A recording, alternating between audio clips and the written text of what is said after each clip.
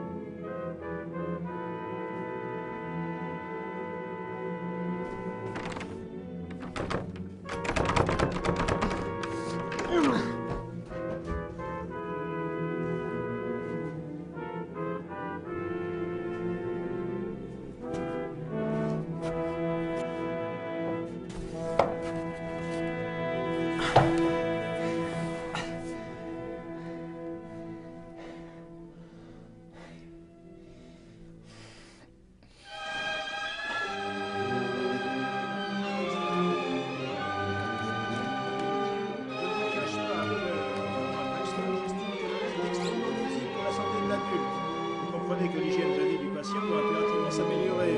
Je vous enverrai le dossier dès que possible pour que vous puissiez approfondir les analyses. Si son état change considérablement, je vous appelle. D'accord ?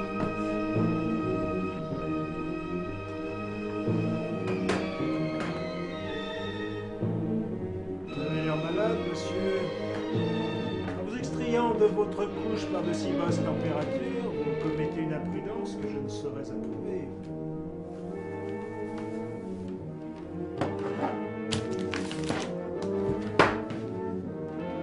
Asseyez-vous donc.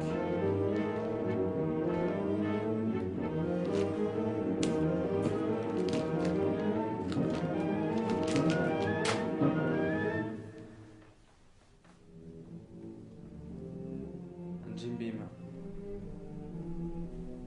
2 verres.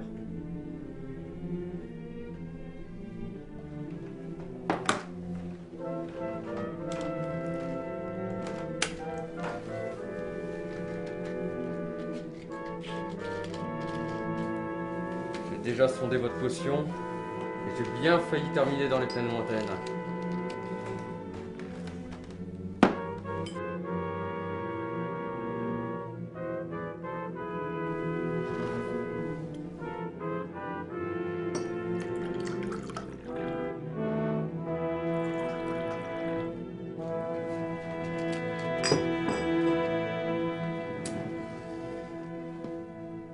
Santé.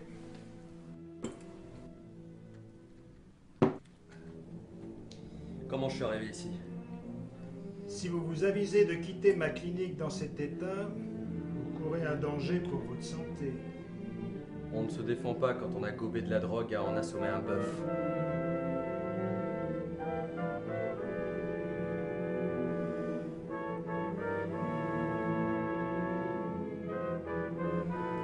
J'ai fait un cauchemar complètement idiot. J'étais enfermé dans une piole. On m'avait farci le thé d'un amer petit liquide. Et quand je me suis réveillé, la chambre était pleine de moineaux qui volaient dans tous les sens. C'est Lyndon qui m'a fait ramener ici. Hein, Doc? On m'a confié la tâche de vous soigner. Là, c'est rigolé, Wikasa Wakan! On m'a drogué pour me faire parler de cette maudite parure?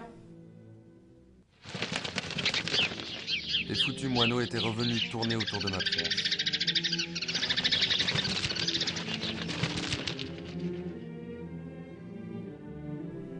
Visiblement, je n'ai rien dit. Sinon, je serais sur la plaine lointaine depuis longtemps.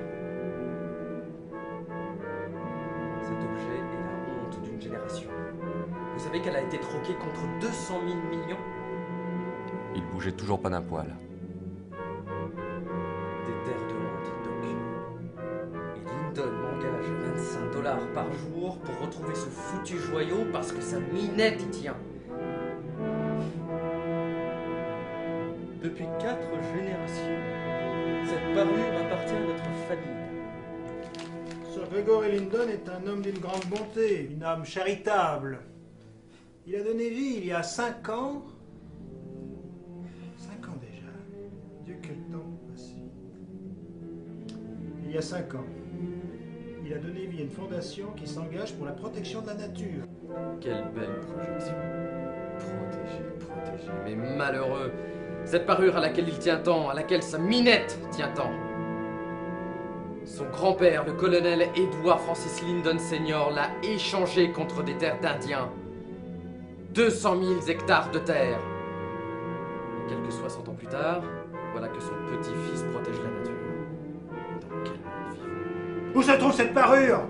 Vous auriez mieux fait de vous garder de fouiner dans les histoires qui ne vous regardent pas. Mais vous n'aurez cette parure que sur mon lit de mort, Doc. Vous n'êtes aucunement indispensable dans cette affaire, Spencer. Je le regardais comme hypnotisé. Votre arme à présent. Sous son regard insistant, je déposai mon arme dans sa paume. Son crâne chauve paraissait 3 fois la taille de son corps. Je me vois dans l'obligation de vous expédier un outil de convalescence.